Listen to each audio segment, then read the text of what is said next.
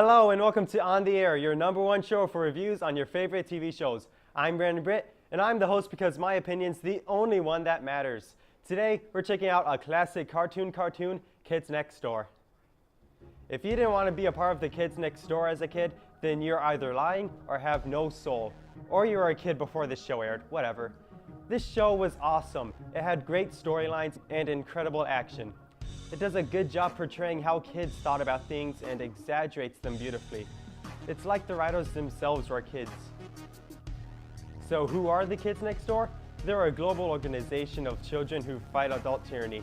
Their headquarters are gargantuan treehouses that are 11 kajillion times cooler than your treehouse ever was. And they use code names to hide their identity, or maybe just because it sounds cool. The characters in this show are so extremely diverse. No two characters have the same voice, accent, or dialect. There's Nigel Uno, or #1, who is the leader of Sector V of the Kids Next Door.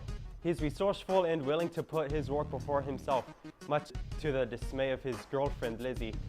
Hoagie P. Gilligan, #2, is a scientist for Sector 5.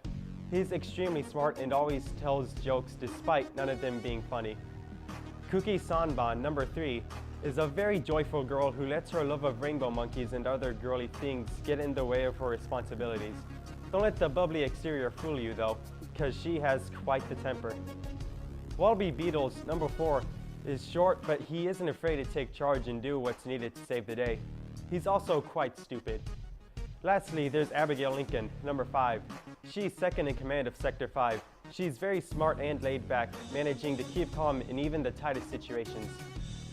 This show is extremely creative. The titles of the episodes are acronyms that spell out a major part of the episode, and what the letters stand for actually makes sense to the episode. They also create a ton of gadgets called 2x4 technology. They give them an acronym too. The writers did a good job building this world, and the humor is good too. They know when to keep things serious and when to lighten it up. This show loves to reference other shows and movies. This includes Jurassic Park and the X-Men. The plots are great. A lot of the conflicts are based on the things that kids like and don't like brushing their teeth, taking baths, and eating candy. All of that. Sometimes the plots could get pretty grim though. In one episode, Father, one of the main villains in the show, plans to make a birthday cake with all the children in a tubing race in it. Holy crap! How did they get away with putting that in there? Episodes are usually split up into 2 separate 11-minute stories, but they occasionally had an episode that spanned the whole 22 minutes. And those episodes are ones that I can watch again and again. They put a lot of effort into them. Operation Maurice is a good example of one. In this episode, Maurice, one of the greatest Kids Next Door agents, turns 13 and is decommissioned just before he can find the island on which the teens are concentrating the chickenpox virus. He gets recruited by the teens, and after failing to stop them, #5 sneaks onto the teen ships and finds the island. Once there, she finds a cannon that her sister Cree is planning to use to give a bunch of kids at a street fair the chickenpox. Maurice is also there, and he helps #5 and tells her that some candy operatives remain in the candy even after turning 13.